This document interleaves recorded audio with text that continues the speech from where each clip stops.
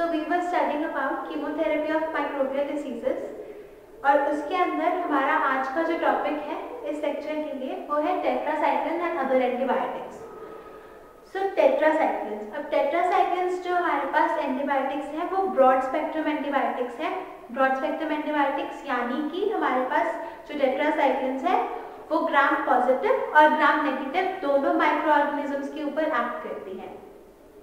अब उसके बाद जो हमारे पास टेट्रासाइक्लिन्स है वो स्ट्रेप्टोमाइसिस ओरोफेशियंस से मिलती हैं। जो टेट्रासाइक्लिन्स है उसकी जो क्लासिफिकेशन है वो की जाती है on the base of their duration of action. Duration of action के बेसिस के ऊपर टेट्रासाइक्लिन्स को क्लासिफाई किया जाता है। हमारे पास तीन मेजर क्लासेस बनती हैं टेट्रासाइक्लिन्स की, जो कि है हमारे पास शॉर्ट एक्टिंग, जिनका हमारे पास टी हाफ है जो वो 6 आवर्स होता है। अब टी हाफ का मतलब क्या होता है? टी हाफ हमारे पास वो टाइम होता है जिसके अंदर जो हमारी ड्रग है उसकी जो कंसंट्रेशन है वो हाफ रह जाए जितनी हमने कंसंट्रेशन एडमिनिस्टर करी थी। फॉर एग्जांपल अगर हमने 250 mg ड्रग जो है वो एडमिनिस्टर करी थी तो जितना टाइम उस ड्रग को 250 mg से आने से 125 mg आने तक लगेगा उसको हम बोलेंगे टी हाफ। तो जिन ड्रग्स का हमारे पास टी हाफ 6 आवर्स होता है वो हमारे पास शॉर्ट एक्टिंग ड्रग्स आती है। अब शॉर्ट एक्टिंग टेट्रासाइक्लिन्स के अंदर हमारे पास टेट्रासाइक्लिन, क्लोटेट्रासाइक्लिन आता है। सेकंड क्लास है हमारे पास इंटरमीडिएट एक्टिंग। इंटरमीडिएट एक्टिंग के अंदर हमारे पास वो ड्रग्स हैं जिनका जो टी हाफ है वो 12 आवर्स के इक्वल होता है। उसके अंदर आते हैं हमारे पास डेमिक्लोसाइक्लिन और मीथासाइक्लिन। लास्ट जो क्लास है वो है हमारे पास लॉन्ग एक्टिंग। लॉन्ग एक्टिंग में हमारे पास आती है टी हाफ जो हो 18 आवर्स तक हो, उसके अंदर आता है डॉक्सीसाइक्लिन और मीनोसाइक्लिन। तो हमारे पास टेट्रासाइक्लिन जो एंटीबायोटिक्स हैं, जो टेट्रासाइक्लिन क्लास है एंटीबायोटिक्स का, उसके अंदर क्या स्पेसिफिक है कि जिन ड्रग्स के अंदर 4 साइकिल्स हो। ड्रग हमारे पास जो एंटीबायोटिक्स है उसमें कुछ ना कुछ केमिकल स्ट्रक्चर होगा। अब उस केमिकल स्ट्रक्चर के अंदर जिन भी एंटीबायोटिक्स के अंदर 4 साइकिल्स हो उसको हम क्या बोलते हैं? टेट्रासाइक्लिन। अब उसकी क्लासिफिकेशन हमने कर ली है। जो टेट्रासाइक्लिन की क्लासिफिकेशन है वो ड्यूरेशन ऑफ एक्शन के बेस पे की जाती है और उसके अंदर हमारे पास एक टर्म आती है टी हाफ, जो कि वो टाइम होता है जिसके अंदर जो हमारी ड्रग है उसका जो कंसंट्रेशन है वो हाफ रह जाए। अब जो हमारे पास टेट्रासाइक्लिन है उसका मैकेनिज्म ऑफ एक्शन। टेट्रासाइक्लिन जो है वो बैक्टीरियोस्टैटिक होती है नेचर में। बैक्टीरियोस्टैटिक यानी कि हमारे पास वो ड्रग्स जो कि बैक्टीरिया की ग्रोथ को सप्रेस करें, किल ना करें, हमारे पास वो ड्रग्स कौन सी होंगी? बैक्टीरियोस्टैटिक। अब हमारे पास जो टेट्रासाइक्लिन है वो बैक्टीरिया की ग्रोथ को कैसे रोकती है? तो बैक्टीरिया का जो प्रोटीन सिंथेसिस वाला प्रोसेस है उसको हमारे पास जो ड्रग्स हैंडल करती है उसके अंदर हमारे पास टेट्रासाइक्लिन आती है। तो what tetracycline does is tetracycline inhibits the protein synthesis of bacteria. Protein synthesis का जो प्रोसेस है हमारे पास उसको इनहिबिट करती है।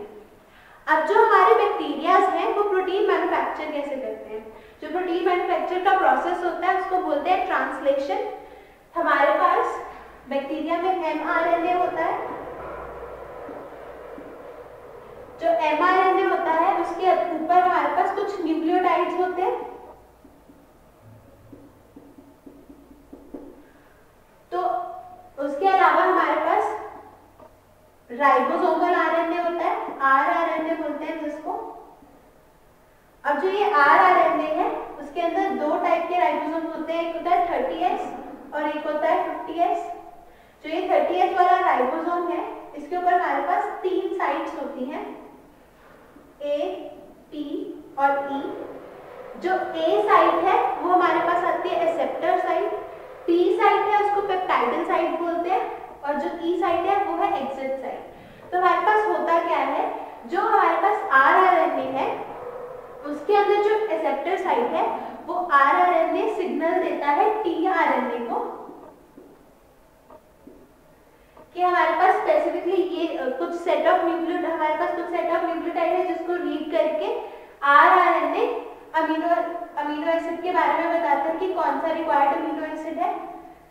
जो प्रोटीन होता है, प्रोटीन हमारे पास क्या है? प्रोटीन हमारे पास ऐसा बायोमोलिक्यूल है जिसके अंदर हमारे पास बहुत सारे अमीनो एसिड्स पेप्टाइडल लिंकेज से जब जुड़ के हमारे यहाँ पर अमाइड लिंकेज से जब जुड़ते हैं तो उसको क्या बोलते हैं? प्रोटीन। तो प्रोटीन के अंदर हमारे पास बहुत सारे अमीनो एसिड्स जुड़ के एक प्रोटीन बनाते हैं। अब जो आरएनए है वो टीआरएनए को सिग्नल देता है अमीनो एसिड्स को लाने के लिए, ठीक है। और ये जो अमीनो एसिड्स हैं ये आके ए साइट पे जुड़ते हैं, यानी कि एक्सेप्टर साइट पे। फिर जो ये हमारे पास ए साइट से टी साइट पे चले जाते हैं, टी साइट से हमारे पास ई साइट पे एक पेप्टाइडल जो चेन है पी साइट पे बनती रहती है, और जब एंड होता है तो हमारे पास ई साइट से प्रोटीन की जो चेन है वो बन के निकल जाती है। अब टेट्रासाइक्लिन जो है वो प्रोटीन सिंथेसिस को कैसे इनहिबिट करता है? टेट्रासाइक्लिन हमारे पास 30S राइबोसोम के साथ बाइंड कर जाता है।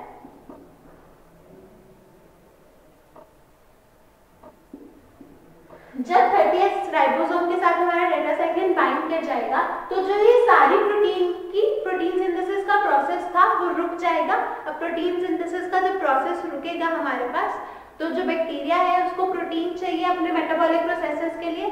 अगर बैक्टीरिया के पास प्रोटीन नहीं होगा तो वो आगे अपने मेटाबॉलिक प्रोसेसेस नहीं कर पाएगा। प्रोटीन जो है वो as a hormone, as an enzyme bacteria के डिफरेंट प्रोसेसेस में हमारे पास मीडिएट कर रहा होता है। तो अगर हमारे पास प्रोटीन नहीं बनेगा तो जो बैक्टीरिया है वो आगे ग्रो नहीं कर पाएगा, हेंस हमारे पास बैक्टीरियोस्टैटिक एक्शन आता है।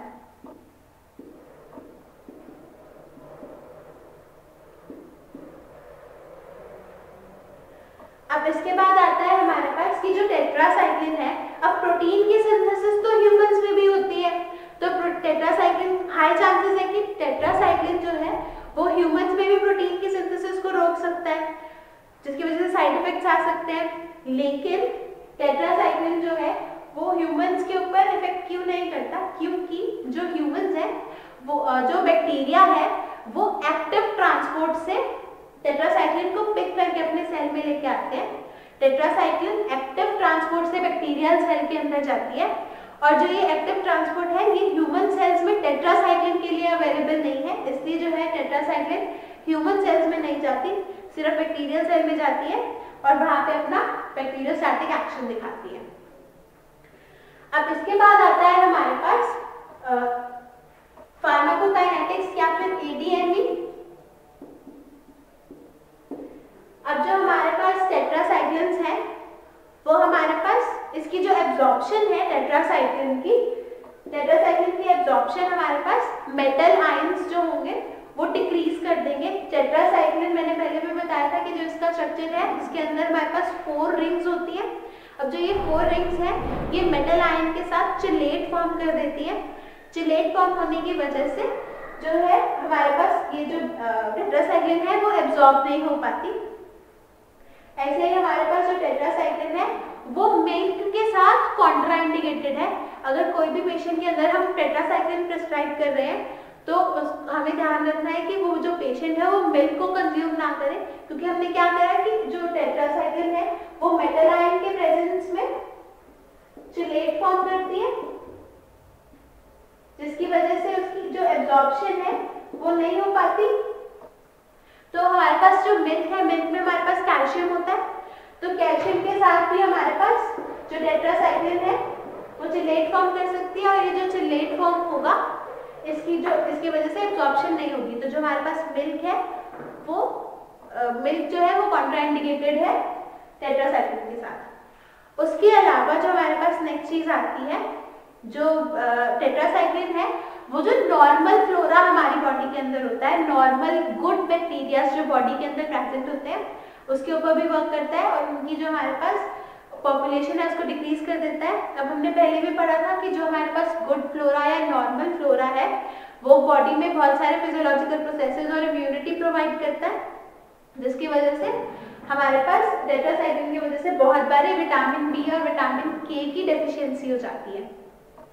लास्टली जो टेट्रासाइक्लिन है वो प्रेग्नेंट फीमेल्स में नहीं दिया जाता, क्योंकि सिमिलरली जो हमारे पास प्रेग्नेंट फीमेल्स हैं उनके अंदर जो टेट्रासाइक्लिन है वो फीटस जो हमारे पास फीटल मेम्ब्रेन्स होती है या फीटस होता है उसके अंदर चला जाता है, प्लासेंटल बैरियर को क्रॉस कर लेता है, जिसकी वजह से प्लासेंटा में टॉक्सिसिटी कर सकता है।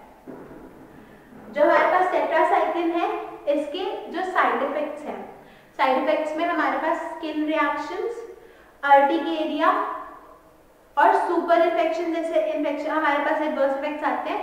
इसके जो स्पेसिफिक हमारे पास जो साइड इफेक्ट है वो है टीथ एंड बोन डिस्कलरेशन। अगर किसी पेशेंट के अंदर टेट्रासाइक्लिन की जो डोज है वो बहुत ज़्यादा टाइम तक दी जाए, तो क्योंकि हमारे पास चिलेट फॉर्म होता है मेटल आयन के साथ, तो बोन्स के अंदर हमारे पास कैल्शियम होता है, जिसके साथ जो हमारा जो टेट्रासाइक्लिन है वो चिलेट फॉर्म कर देगा और टीथ के ऊपर और बोन्स के ऊपर हमारे पास जो ये चिलेट या कॉम्प्लेक्स जो टेट्रासाइक्लिन और कैल्शियम का होता है वो डिपोजिट हो जाएगा, जिसकी वजह से हमारे जो टीथ हैं वो डिस्कलर हो जाएंगे या फिर ब्राउन कलर के हो जाएंगे चिलेट डिपोजिशन की वजह से।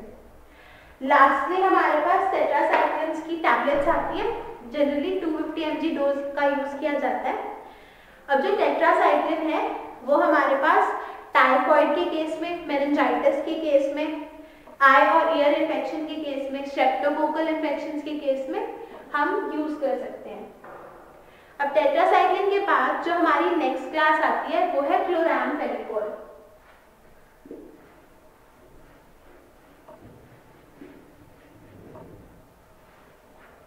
जो क्लोरामफेनिकोल है वो भी हमारे पास ब्रॉड स्पेक्ट्रम एंटीबायोटिक है। ब्रॉड स्पेक्ट्रम एंटीबायोटिक यानी कि हमारे पास जो ग्राम पॉजिटिव हमारे पास बैक्टीरिया होते हैं उनके ऊपर भी एक्ट करती है और ग्राम नेगेटिव बैक्टीरिया के ऊपर भी एक्ट करती है। जो हमारे पास क्लोरामफेनिकोल है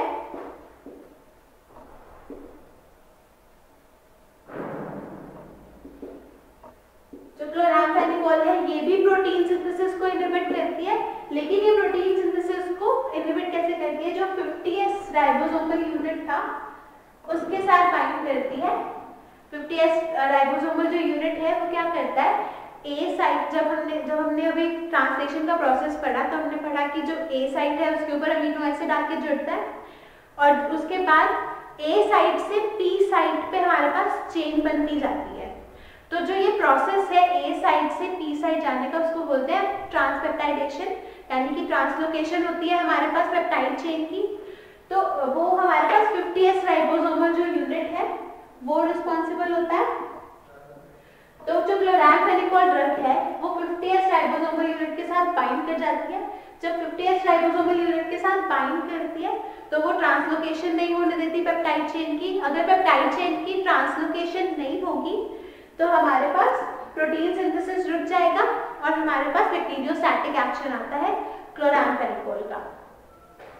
अब जो हमारे पास क्लोरामफेनिकोल है इसके कुछ सिवियर साइड इफेक्ट्स हैं, जैसे कि जो क्लोरामफेनिकोल है ये बोन मैरो की डिप्रेशन करा देती है, यानी कि हमारे पास जो बोन मैरो होता है हमारे ब्लड में, जो कि ब्लड आरबीसीज और डब्ल्यूबीसीज की सिंथेसिस के लिए नेसेसरी होता है, उसकी डिप्रेशन करा देती है। बोन मैरो अगर हमारा जो है वो डिप्रेस, अगर उसका जो फंक्शन है वो रुक जाता है तो हमारे पास एनीमिया कॉज हो जाता है।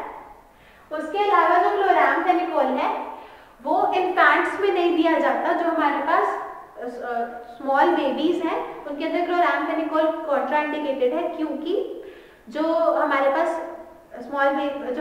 इन्फेंट्स हैं उनके अंदर एंजाइम्स अवेलेबल नहीं होती जो कि क्लोरामफेनिकोल को मेटाबोलाइज कर सके।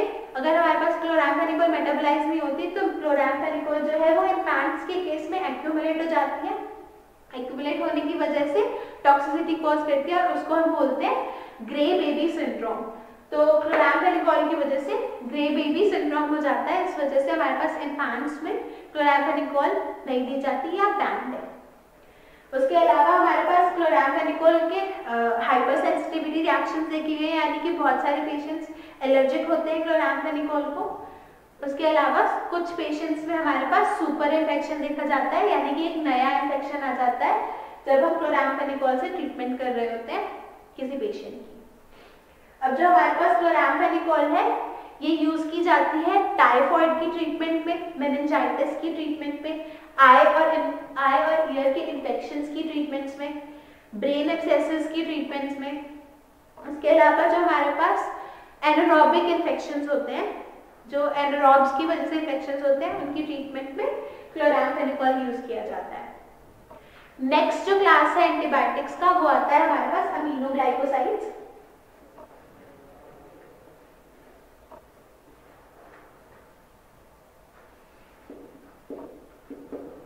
अमीनोग्लाइकोसाइड्स में हमारे पास ब्रॉड स्पेक्ट्रम एंटीबायोटिक्स में आते हैं।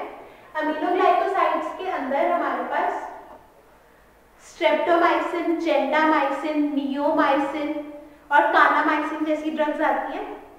जो हमारे पास अमीनोग्लाइकोसाइड्स हैं ये भी हमारे पास 30S राइबोसोमल यूनिट के साथ बाइंड करके प्रोटीन की सिंथेसिस को स्टॉप करते हैं। जो हमारे पास स्ट्रेप्टोमाइसिन है वो दोनों ग्राम पॉजिटिव और ग्राम नेगेटिव बैक्टीरिया के ऊपर वर्क करती है। हेंस जो स्ट्रेप्टोमाइसिन है वो हमारे पास ब्रॉड स्पेक्ट्रम एंटीबायोटिक हुई। अब जो हमारे पास अमीनोग्लाइकोसाइड्स में स्ट्रेप्टोमाइसिन है वो जीआईटी से पुअरली एब्जॉर्ब होती है। हेंस और उसके अलावा जो हमारे पास स्ट्रेप्टोमाइसिन है वो ब्लड ब्रेन बैरियर को क्रॉस नहीं कर पाती, तो हमारे पास ब्रेन के जितने भी इन्फेक्शन है उनके ट्रीटमेंट में स्ट्रेप्टोमाइसिन नहीं दिया जा सकता। सेकेंडली हमारे पास स्ट्रेप्टोमाइसिन के इंजेक्शन दिए जाते हैं। जो स्ट्रेप्टोमाइसिन या अमीनोग्लाइकोसाइड्स हैं ये हमारे पास ऑटोटॉक्सिसिटी कर देते हैं। ऑटोटॉक्सिसिटी का हमारे पास क्या मतलब है कि हमारे पास जो ईयर है, ईयर के हमारे पास जो सुनने के लिए जो नर्व रिस्पॉन्सिबल होती है उसकी हमारे पास ईयर में जाके अमीनोग्लाइकोसाइड्स एक्यूमुलेट हो जाते हैं और ईयर वाली जो नर्व है उसको डैमेज करते हैं, जिसकी वजह से डेफनेस कॉज हो सकती है। तो अगर कोई पेशेंट हमारे पास बहुत टाइम से स्ट्रेप्टोमाइसिन या अमीनोग्लाइकोसाइड्स की ट्रीटमेंट के ऊपर है तो फिर उसके अंदर हाई चांसेस है कि ऑटोटॉक्सिसिटी हो जाएगी। ऑटोटॉक्सिसिटी होने के बाद वो लीड करेगी हमारे पास डेफनेस के ऊपर। उसके अलावा नेफ्रोटॉक्सिसिटी कॉज करता है और सुपर इन्फेक्शंस कॉज करता है अमीनोग्लाइकोसाइड्स। जो हमारे पास जेंटामाइसिन है उसके भी हमारे पास इंजेक्शंस दिए जाते हैं क्योंकि पुअरली एब्जॉर्ब होता है वो जीआईटी से। तो जो हमारे पास जेंटामाइसिन है वो यूज किया जाता है सेप्सिस की ट्रीटमेंट में, बर्न्स की ट्रीटमेंट में और निमोनिया की ट्रीटमेंट में। नेक्स्ट क्लास हमारे पास जो ड्रग्स की है वो है मैक्रोलाइड्स।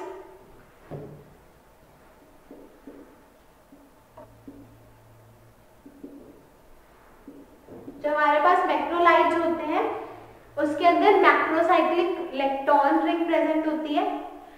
जो मैक्रोलाइड्स के अंदर हमारे पास आते हैं एरिथ्रोमाइसिन। एरिथ्रोमाइसिन जो ड्रग है वो हमारे पास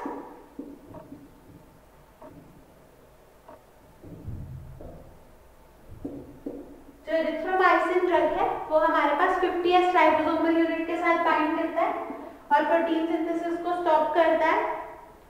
ट्रांसलोकेशन है जो ग्रोइंग पेप्टाइड चेन का उसको इनहिबिट करता है स्पेसिफिकली।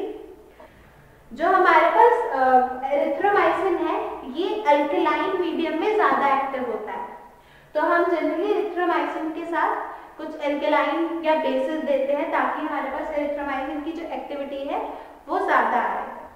उसके अलावा हमारे पास जो एरिथ्रोमाइसिन है वो स्टमक के एसिड की वजह से डिग्रेड हो जाता है, तो हमारे पास एरिथ्रोमाइसिन की एंटेरिक कोटेड टैबलेट्स जो है वो हमारे पास फॉर्मुलेशन में होती है। क्योंकि हमारे पास एंटेरिक कोटेड का मतलब क्या होता है, वो मेडिसिन जो कि जिसके ऊपर हम स्पेसिफिक एक कोट लगा देते हैं ताकि वो स्टमक में जाके डिसॉल्व ना हो, स्टमक के एसिड से प्रोटेक्ट हो जाए और फिर उसके बाद इंटेस्टाइन में जाके रिलीज हो। क्योंकि हमारे पास जो एसिड है वो बहुत सारी ड्रग्स को डिग्रेड कर सकता है। जो हमारे पास एरिथ्रोमाइसिन है ये हमारे पास इरिटेशन कॉज करती है। उसके अलावा हाइपरसेंसिटिविटी रिएक्शंस देखे गए हैं। एरिथ्रोमाइसिन यूज की जाती है एटिपिकल निमोनिया की ट्रीटमेंट में, गोनोरिया की ट्रीटमेंट में, सिफिलिस की ट्रीटमेंट में।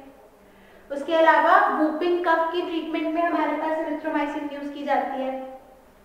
जो हमारे पास स्ट्रेप्टोकोकस और स्टेफाइलोकोकस की वजह से जितने भी इन्फेक्शंस होते हैं उनके ट्रीटमेंट में हम अमीनोग्लाइकोसाइड्स यूज करते हैं। तो इस लेक्चर में हमने मेजर चार क्लासेस ऑफ ड्रग्स कवर करी। सबसे पहले हमने कवर करा टेट्रासाइक्लिन। टेट्रासाइक्लिन की जो क्लासिफिकेशन है वो ड्यूरेशन ऑफ एक्शन के बेस पे की थी। जो हमारे पास जितनी भी ये ड्रग्स हैं टेट्रासाइक्लिन, क्लोरामफेनिकोल, अमीनोग्लाइकोसाइड्स और लास्टली हमारे पास जो है मैक्रोलाइड्स हैं, ये सारी की सारी कैसे प्रोटीन के सिंथेसिस को इनहिबिट करती है। या तो हमारे पास ये 30s राइबोसोमल यूनिट के साथ बाइंड होती है या 50s राइबोसोमल यूनिट के साथ बाइंड होती है। अगर हमारे पास प्रोटीन नहीं बनेगा तो आगे हमारे पास प्रोसेसेस नहीं कर पाएगा बैक्टीरिया, जिसकी वजह से हमारे पास जो बैक्टीरिया की ग्रोथ है वो रुक जाती है। अब जो हमारे पास अमीनोग्लाइकोसाइड्स हैं, अमीनोग्लाइकोसाइड्स की एक खास बात क्या है कि बाकी सारे जो एजेंट्स हैं वो हमारे पास बैक्टीरियोस्टैटिक है, लेकिन अमीनोग्लाइकोसाइड्स जो है वो बैक्टीरिसिडल है। तो इसी के साथ जो हमारा ये कीमोथेरेपी ऑफ माइक्रोबियल डिसीज वाला चैप्टर है ये फिनिश होता है। Thank you.